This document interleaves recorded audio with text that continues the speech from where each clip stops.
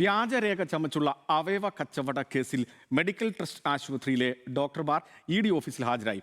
ആശുപത്രിയിലെ medical superintendent Mariya Varghese ആണ് കൊച്ചിയിലെ ഇ.ഡി. ഓഫീസിൽ ഹാജരായത്. വിവരങ്ങളുമായി സഹിൻ ആന്റണിയാണ് ചേരുന്നത്. സഹിൻ, ഇപ്പോഴും ചോദ്യം ചെയ്യൽ തുടരുകയാണ്. എന്തൊക്കെയാണ് മറ്റു വിവരങ്ങൾ?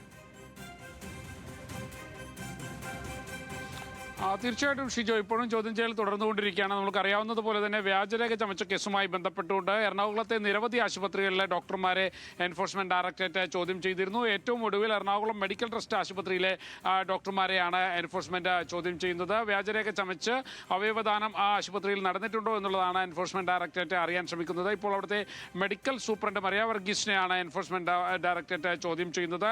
ഇ.ഡി. ഉദ്യോഗസ്ഥർ കഴിഞ്ഞ ദിവസം ഇവരോട് നേരിട്ട് ഹാജരാകാൻ നോട്ടീസ് നൽകിയിരുന്നു. എന്നാൽ അവർ കൂടുതൽ സമയം ചോദിച്ചു വാങ്ങുകയാണ് ഉണ്ടായത്. എന്തായാലും ഇന്ന് രാവിലെ അവർ എൻഫോഴ്സ്മെന്റ് ഡയറക്ടറേറ്റിന്റെ കൊച്ചി കടവന്ത്ര ഓഫീസിൽ ഹാജരായിട്ടുണ്ട്. ഇപ്പോഴും ചോദ്യം ചെയ്യൽ തുടർന്നുകൊണ്ടിരിക്കുകയാണ്. അവയവദാന കേസുമായി ബന്ധപ്പെട്ടുകൊണ്ട് വലിയ രീതിയിലുള്ള ഹവാല ഇടപാടുകളും കള്ളപ്പണ ഇടപാടുകളും നടന്നിട്ടുണ്ട് എന്നുള്ളതാണ് എൻഫോഴ്സ്മെന്റ് ഡയറക്ടറേറ്റിന്റെ കണ്ടെത്തൽ. അതുകൊണ്ട് തന്നെ ഈ കേസിൽ മുൻപ് പിടിയിലായിട്ടുള്ള പല പ്രതികളെയും എൻഫോഴ്സ്മെന്റ് ഡയറക്ടറേറ്റ് ചോദ്യം ചെയ്തിരുന്നു.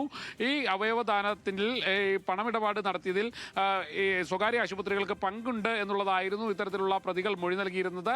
അതുകൊണ്ട് തന്നെയാണ് ആശുപത്രികളിലെ സൂപ്രണ്ടുമാരെയും ഡോക്ടർമാരെയും എല്ലാം ചോദ്യം ചെയ്യാനും എൻഫോഴ്സ്മെന്റ് ഡയറക്ടറേറ്റ് തീരുമാനിച്ചത്. ഷിജോ.